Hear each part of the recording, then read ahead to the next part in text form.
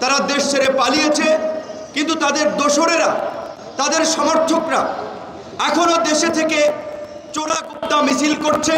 কেন একটি রাজনৈতিক দল পোস্টারে লেখে গরিব দুঃখী মেহনতি মানুষের খেদমত করার সুযোগ দিন, গরিবের বন্ধু, এলাকার উন্নয়ন করার সুযোগ দিন, এই সমস্ত চটকদার কথাবার্তা বলে কাউন্সিলর, মেয়র, এমপি, মন্ত্রী হয়ে তাদের অঢেল টাকা পয়সার মালিক বনে যাওয়ার গল্প হরহামেশাই পত্রপত্রিকা, গণমাধ্যম সহ সর্বত্র আমরা দেখি।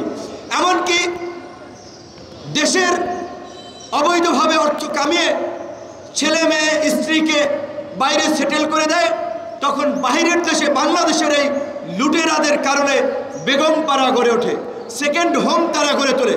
কাজে এই দুর্বৃত্তাই তো রাজনীতির চরিত্র এবং বৈশিষ্ট্যের যদি আমরা বদল করতে না পারি, তাহলে এই জুলাই বিপ্লব ব্যর্থ হবে, এই বিপ্লব বেহাত বিপ্লবে পরিণত হবে। তার জন্য আমরা বলছি, রাজনৈতিক দলগুলো ক্ষমতায় গিয়ে যেন দানব হয়ে উঠতে না পারে, জনগণের বন্ধুর কথা বলে যেন জনগণের উপরে নির্যাতন নিপীড়ন করে প্রভুর ভূমিকায় অবতীর্ণ হতে না পারে, তার জন্য রাজনীতিরও সংস্কার প্রয়োজন। ধারাবাহিক আন্দোলন সংগ্রামের মাধ্যমে এই গণ অভ্যুত্থানের প্রেক্ষাপট তৈরি করেছি। যে কোনো বিনিময় মূল্যে তাদেরকে এক থাকতে হবে, ঐক্যবদ্ধ থাকতে হবে। গণহত্যার বিচার নিশ্চিত না হওয়া পর্যন্ত, রাষ্ট্র রাজনীতির সংস্কার না হওয়া পর্যন্ত। আজকে আমরা সকলেই বলছি রাষ্ট্রের সংস্কার প্রয়োজন, একটা জনবান্ধব প্রশাসন, একটা জনবান্ধব আইন শৃঙ্খলা, একটা স্বাধীন বিচার ব্যবস্থা এবং স্বাধীন গণমাধ্যম প্রয়োজন। নাগরিকদের জন্য স্বাধীনতার প্রয়োজন, তারা যেন স্বাধীন সার্বভৌম রাষ্ট্রের নাগরিক হিসেবে তারা তাদের চিন্তা চেতনার মত প্রকাশ করতে পারে, কথা বলতে পারে, দল সংগঠন করতে পারে, সেই বিষয়টি আমরা সামনে আনছি। রাষ্ট্রের সংস্কারের পাশাপাশি আমাদের সমাজের মানুষের যদি চরিত্রের পরিবর্তন না হয়, মানসিকতার পরিবর্তন না হয়, রাজনীতির পরিবর্তন না হয়, তাহলে কোনো পরিবর্তনই স্থায়ী হবে না।